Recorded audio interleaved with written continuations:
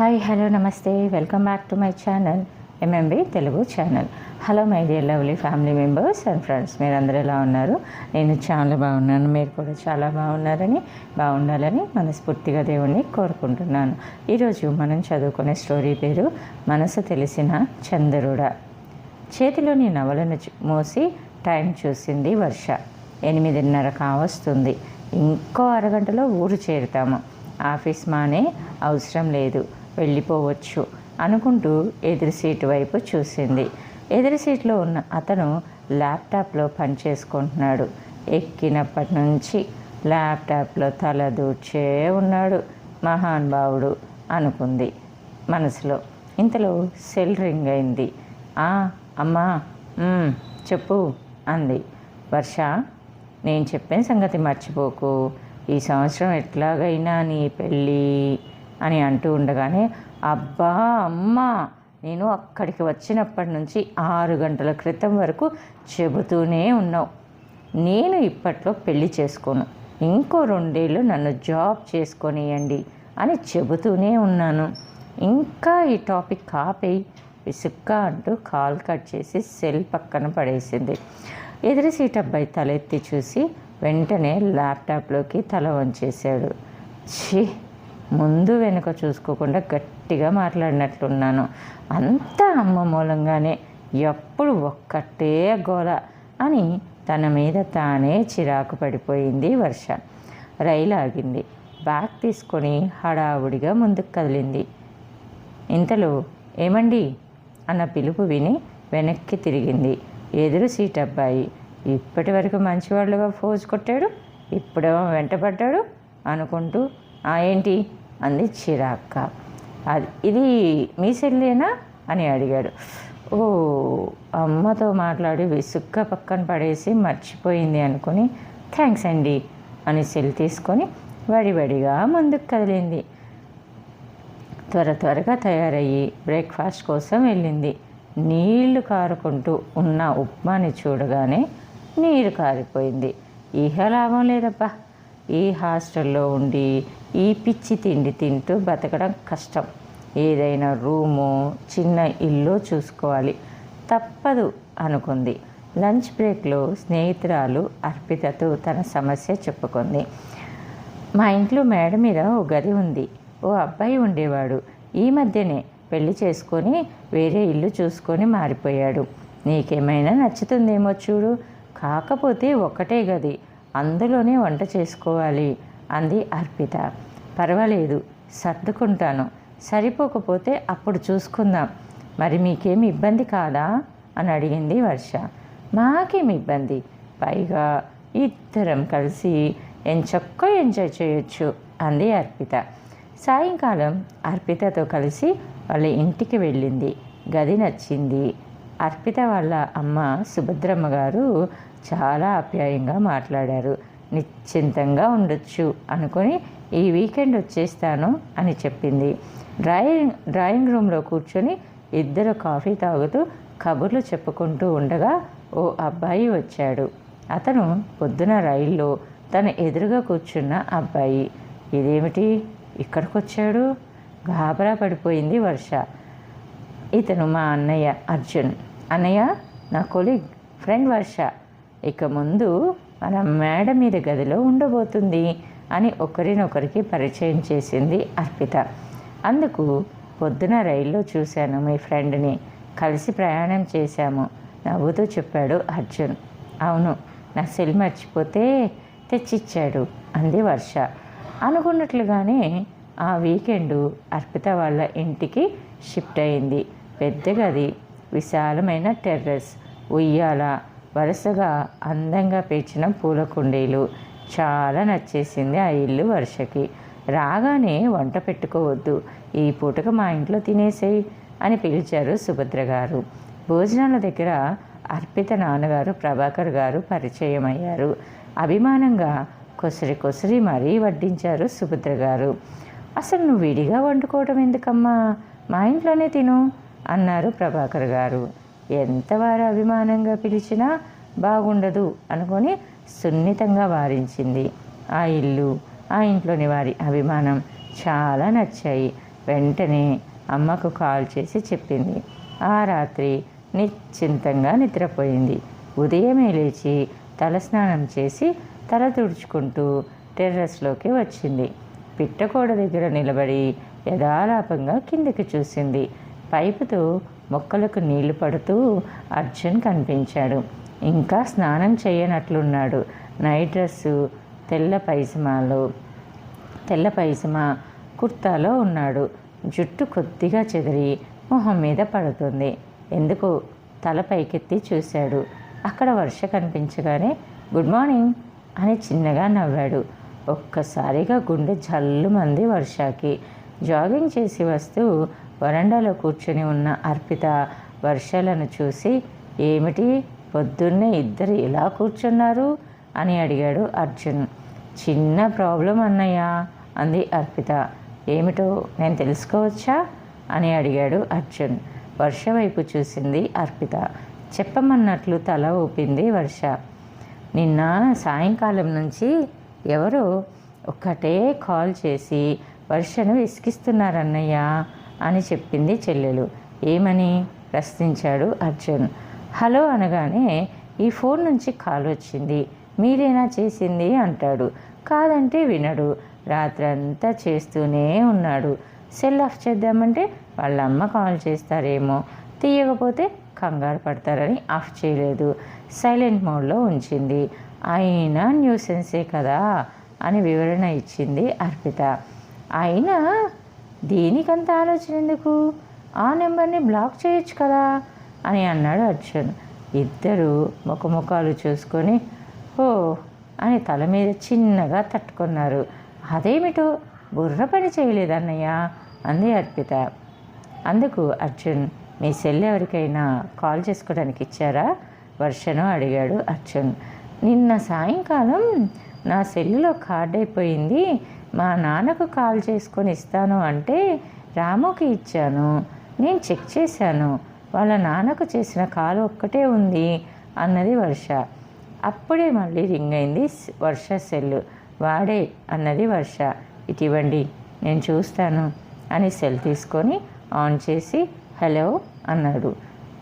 అవతల పక్క నుంచి నిన్న ఈ నెంబర్ నుంచి మాకు కాల్ వచ్చింది, మీరేనా చేసింది అని అడిగాడు అవతల వ్యక్తి.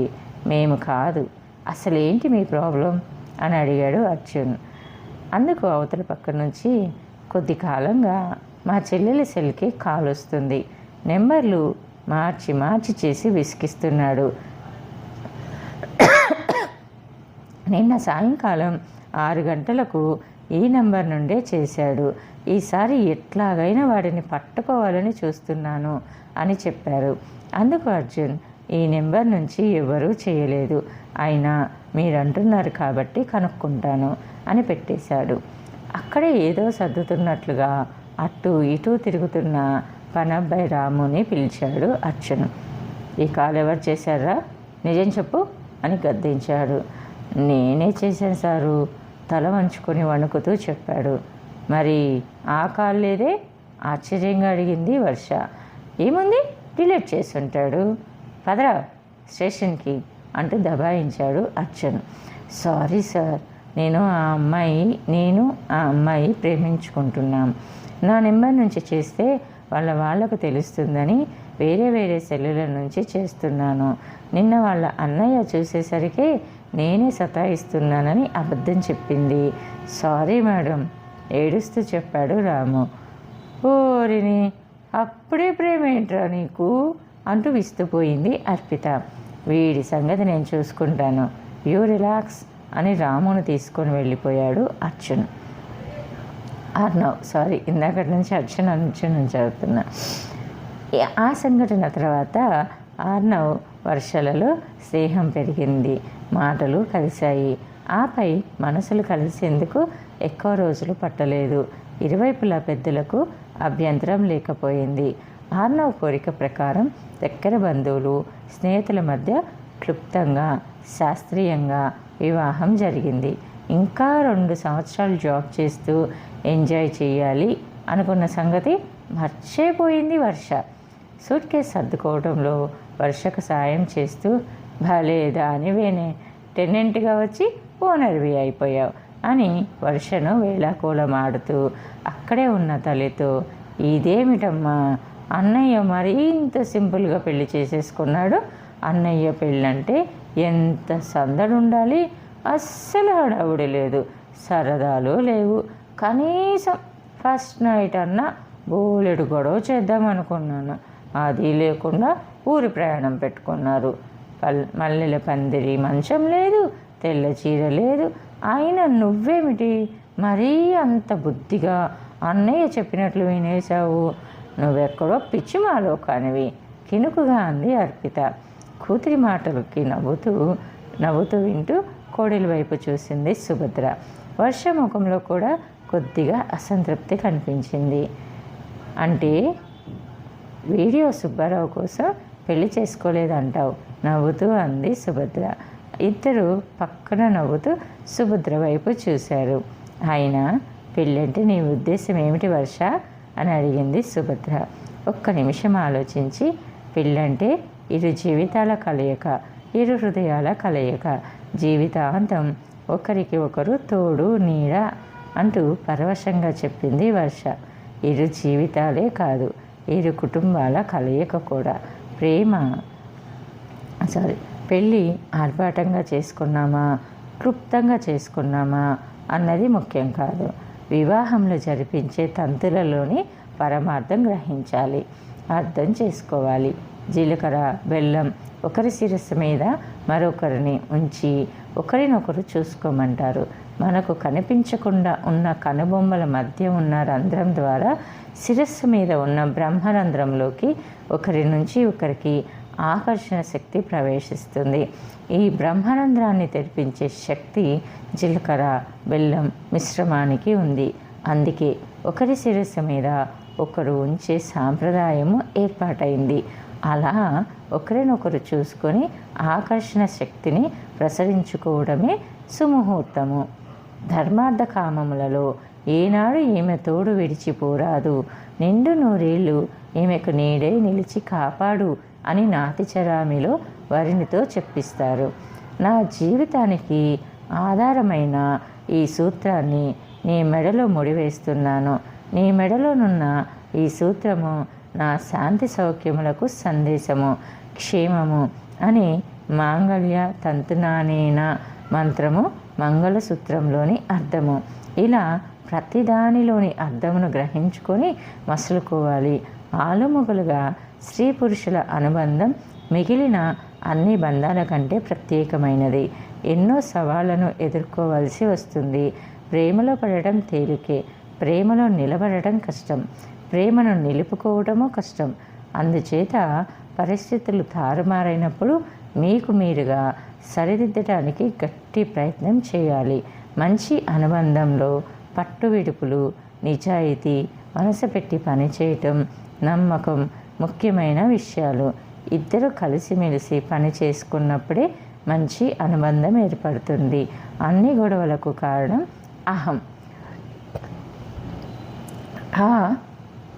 ఆ అహాన్ని వదిలేయాలి.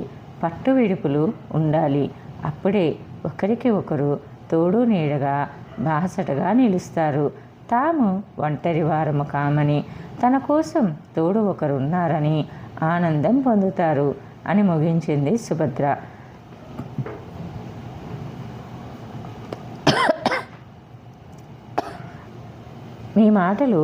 మీ మాటలను ఎప్పుడూ గుర్తుంచుకుంటాను అత్తయ్య అంటూ సుభద్ర కాళ్ళకు నమస్కరించింది వర్ష. దిగులు పడకు అర్పిత, నీ ముచ్చట కూడా తీర్చుకుందులే నవ్వుతూ అంది సుభద్ర. అందరూ రాత్రి 9 గంటలకు రైల్వే స్టేషన్కి చేరుకున్నారు.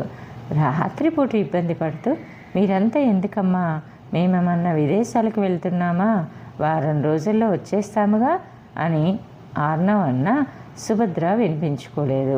సామాన్లు బోగీలో పెట్టించేందుకు వెళ్తున్న ఆర్నవ్ను ఆపి, నువ్వు అమ్మా నాన్నతో మాట్లాడన్నయ్యా, నేను పెట్టిస్తా అని ఆర్నవ్తో అని సామాను లోపలికి తీసుకెళ్ళింది అర్పిత. కొద్దిసేపు తర్వాత కిందకి దిగింది అర్పిత. స్టేషన్కి వచ్చిన అమ్మా నాన్నలతో మాట్లాడుతున్న వర్ష, ఇంతసేపు ఏం చేశావు అని అడిగింది వర్ష అర్పితని. అమ్మ ఓ పని చెప్పిందిలే, అది చేసొస్తున్నా అని కన్ను కొడుతూ చిలిపిగా అంది అర్పిత. ఆశ్చర్యంగా చూసింది వర్ష. రైలు బయలుదేరబోతుందని విని ఆర్నవ్, వర్ష రైలు ఎక్కారు. ఇద్దరు తలుపు దగ్గర నిలబడి అందరికీ చేతులూపారు. ఆర్నవ్ తలుపు దగ్గరే ఉండగా వర్ష కూపే దగ్గరకు నడిచింది. కూపే తలుపు దగ్గర నిలబడి లోపలికి చూడగానే వావ్, బ్యూటిఫుల్ అన్న మాటలు వర్ష నోటి నుంచి అప్రయత్నంగా వచ్చాయి. కూపేలో లైట్లు తీసేశారు. చుట్టూ 5 క్యాండిల్స్, మధ్యలో అగరొత్తులు వెలిగించే ఏర్పాటు ఉన్న ఇత్తడి క్యాండిల్ స్టాండ్లో 5 కొవ్వొత్తులు, మధ్యలో అగరొత్తులు వెలిగించి ఉన్నాయి. స్టాండ్కి పాలిష్ చేసినట్లున్నారు. బంగారంలా మెరిసిపోతుంది. పక్కనున్న బెర్త్కు పై బెర్త్ నుంచి మల్లెపూల దండలు అందంగా అలంకరించారు.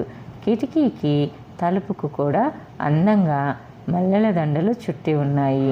కొవ్వొత్తుల వెలుగు, ప్లాట్ఫామ్ మీద నుంచి వస్తున్న దీపాల వెలుగులో అగరొత్తులు, మల్లెలు సువాసనలతో కూపే అద్భుతంగా ఉంది. వర్ష ముందుకు అడుగు వేయలేక తడబడిపోయింది.